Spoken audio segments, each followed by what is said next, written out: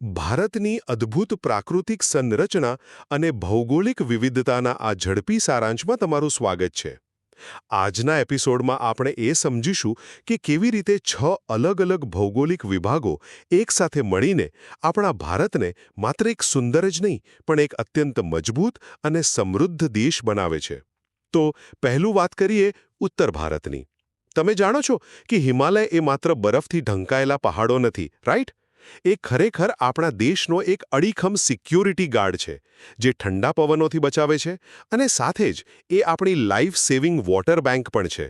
ગંગા અને યમુના જેવી નદીઓ અહીંથી જ નીકળે છે, જેણે ઉત્તરના એ વિશાળ અને ફળદ્રુપ મેદાનો બનાવ્યા છે, જ્યાં દેશની મોટાભાગની ખેતી થાય છે. બીજું, ઉત્તરના આ લીલાછમ મેદાનોથી સીધા નીચે મધ્ય અને દક્ષિણ ભારત તરફ જઈએ. અહીં આવેલું દક્કન પઠાર એ તો આપણા દેશની આર્થિક કરોડરજ્જુ છે. કેમ? કારણ કે આખો વિસ્તાર કોલસા અને લોખંડ જેવા ખનિજોથી છલકાય છે. હવે જરા વિચાર કરો, શું એ આશ્ચર્યજનક નથી કે એક જ દેશમાં એક તરફ આવો ખનિજોથી ભરેલો પથ્થરિયાળ વિસ્તાર છે અને બીજી તરફ રાજસ્થાનમાં સાવ સૂકું અને રેતાળ થારનું રણ આવેલું છે? અંતે જમીન પરથી જરા દરિયા તરફ નજર કરીએ. ભારતના પૂર્વ અને પશ્ચિમે આવેલા દરિયાકાંઠા અને સાથે જ અંદમાન નિકોબાર અને લક્ષદ્વીપ જેવા સુંદર ટાપુઓ વિશે તો તમે સાંભળ્યું જ હશે.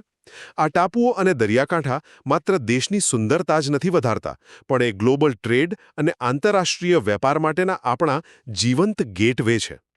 ટૂંકમાં કહીએ તો ઉત્તરના બર્ફીલા પહાડોથી લઈને દક્ષિણના વિશાળ દરિયાકિનારાઓ સુધી પથરાયેલી આ જબરદસ્ત ભૌગોલિક વિવિધતા જ ભારતની અસલી તાકાત અને કુદરતી